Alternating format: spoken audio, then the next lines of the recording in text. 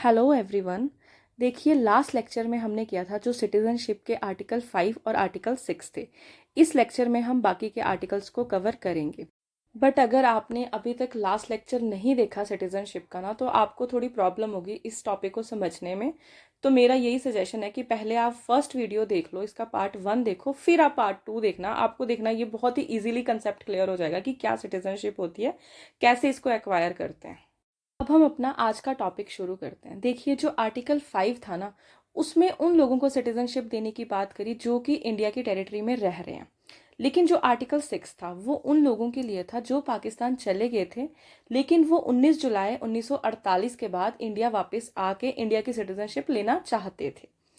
Article 7 में ना दो तरह के लोगों की बात कर रखी है। एक तो वो लोग हैं जो इंडिया में आज़ादी के बाद से रह रहे थे, लेकिन 1 मार्च 1947 के बाद उन्होंने सोच लिया कि हम पाकिस्तान चले जाते हैं, हमें इंडिया में नहीं रहना। तो अगर तो वो पाकिस्तान हमेशा के लिए चले गए और कभी मुड़ के नहीं आए ना, तो उनकी अगर इंडियन सिटीजनशिप होगी तो वो होगी कैंसल। ये डिपेंड नहीं करता कि वो आर्टिकल 5 से उन्होंने ले रखी थी कि आर्टिकल 6 के मदद से ले रखी थी, बस उनकी वो कैंसल हो जाएगी सिटीजनशिप। अब बात करते हैं दूसरी कैटेगरी के लोग। जो लोग तो 1 मार्च 1947 के बाद चले तो गए थे पाकिस्तान, लेकिन उनको वहां जाके रियलाइज हुआ कि हम तो इंडिया में बहुत अच्छे थे, हमने इंडिया वापस जाना है। तो वो फिर से इंडिया आते हैं और इंडिया में आके वो इंडिया की सिटीजनशिप को लेना चाहते हैं। तो उस चीज़ की क्या क्या कंडीशन है, तो देखिए, उसकी तो सबसे इंपॉर्टेंट कंडीशन ये है कि जब आप अप्लाई करोगे ना, एप्लीकेशन अपनी रजिस्टर करवाओगे, तो उससे 6 महीने पहले से आप इंडिया में रह रहे होने चाहिए। अब हम देखते हैं आर्टिकल नंबर 8 में क्या लिख रखा है। तो देखिए, अभी तक हमने सिर्फ उन इंसान की बात करी जो तो माइग्रेट होके या तो वो चले गए पाकिस्तान, या वो माइग्रेट होकर पाकिस्तान से वापस आ गए इंडिया। उनको सिटीजनशिप चाहिए तो वो कैसे लेंगे। लेकिन इस आर्टिकल में हम उन लोगों की बात करेंगे जो किसी भी फॉरेन कंट्री में जा चुके हैं, लेकिन उनको रियलाइज होता है कि नहीं, हमें तो इंडियन सिटीजनशिप चाहिए। तो अगर वो लेना चाहते हैं तो वो कैसे लेंगे। बट इस आर्टिकल का ना ये मतलब नहीं है कि कोई भी इंसान जो फॉरेन कंट्रीज में रह रहे हैं वो जब चाहे इंडियन सिटीजनशिप ले सकते हैं इस आर्टिकल की हेल्प लेके।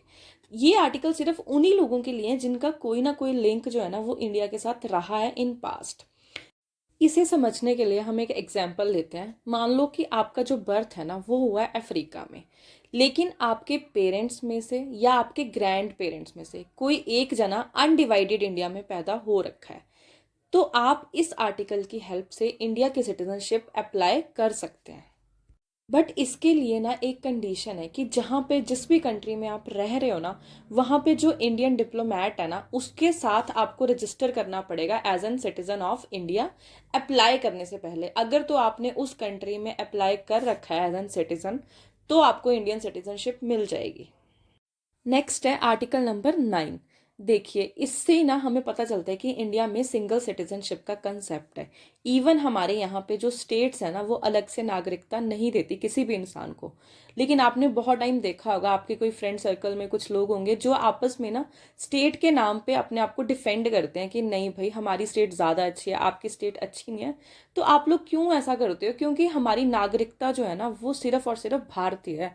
जो सभी के सभी स्टेट हैं वो हर एक भारतीय की है, किसी एक पर्टिकुलर ग्रुप की नहीं है।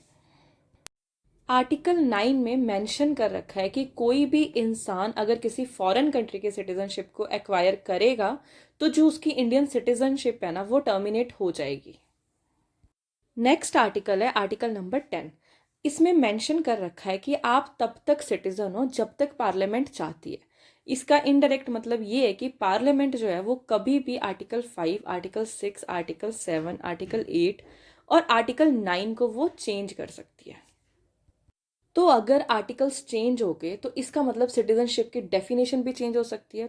तो अगर आप अभी तक नागरिक हो ना, तो वो इसीलिए कि पार्लियामेंट चाह रही है कि आप नागरिक रहो।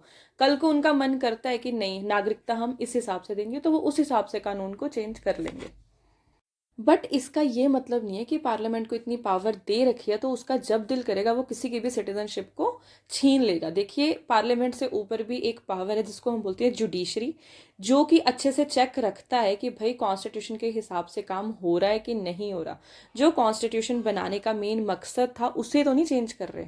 नेक्स्ट है आर्टिकल नंबर 11। देखिए इसमें ना पार्लियामेंट को फुल एंड फाइनल अथॉरिटी बता दिया कि पार्लियामेंट डिसाइड करेगी कि अगर किसी इंसान को इंडियन सिटीजनशिप चाहिए तो क्या क्या बेस हो सकते हैं, और अगर हमने किसी की सिटीजनशिप को ख़त्म करना है तो किन बेसिस पर हम ख़त्म कर सकते हैं। इस आर्टिकल 11 की मदद से ना हमारी जो गवर्नमेंट है वो एक एक्ट लेकर आई थी जिसका नाम है सिटीजनशिप एक्ट 1955।